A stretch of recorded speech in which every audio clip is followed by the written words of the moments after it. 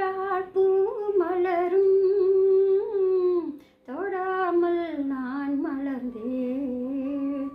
சுட்டால் பொன் சிவக்கும், சுடாமல் கண் சிவந்தேன்.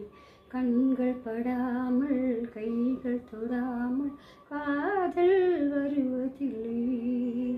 நேரில் வராமல் நெஞ்சை தராமல் ஆசை விடுவதில்லை.